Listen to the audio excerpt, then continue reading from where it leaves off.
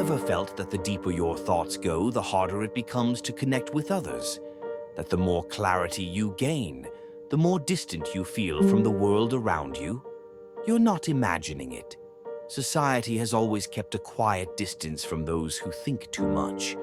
Not because they're wrong, but because they challenge the comfort of the familiar. Throughout history, minds that saw beyond the surface, like Kierkegaard, Simone Weil, or even Kafka, weren't celebrated in their time. They were misunderstood, dismissed, or forgotten. Not for lack of brilliance, but because they dared to see what others avoided. Even the most profound minds often walk alone. Not by choice, but because their thoughts are too heavy for small talk and too unsettling for comfort. But why does deep thought provoke discomfort? Why does clarity make others uneasy? It all comes down to how we react to different kinds of power. When we meet someone physically powerful, we might feel inspired or protected. When we see someone wealthy, we may feel envy, but still admiration. But when we encounter someone mentally sharp, it doesn't always feel inspiring. Instead, it can feel threatening. This isn't arrogance, it's psychology. There's something called cognitive dissonance, that mental tension we feel when someone's ideas clash with our worldview. A deep thinker unintentionally acts like a mirror.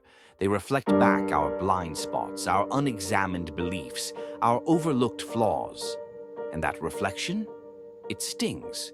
Most people don't walk away from a deep conversation feeling smarter. They walk away feeling exposed. That exposure breeds resistance. Not because the thinker is wrong, but because they make people question what they've accepted for too long. Unlike muscles or money, intelligence isn't easily measured. It's not worn like a badge.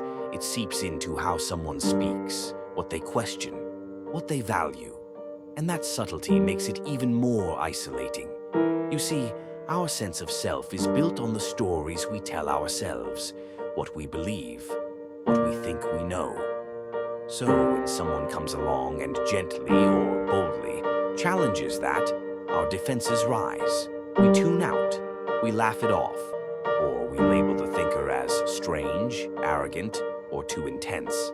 Not because we understand them, but because we don't want to. Have you ever tried sharing an idea that took you weeks, even years to understand, only to be met with a polite nod or an empty stare? Ever noticed how some people rush to change the subject when conversations get too real? It's not your fault. It's a built-in response, a survival instinct of the ego. When our identity feels under threat, we shut the door before the idea gets in. This is the silent burden of thinkers, dreamers, philosophers. They don't seek isolation, but they often find it.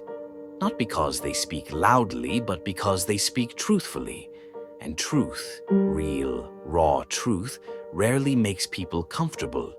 So if you've ever felt alone in your thoughts, know this: you're not broken. You're not too much. You're just ahead of the conversation. And sometimes silence is not rejection. It's a sign that your mind is already where others haven't yet arrived.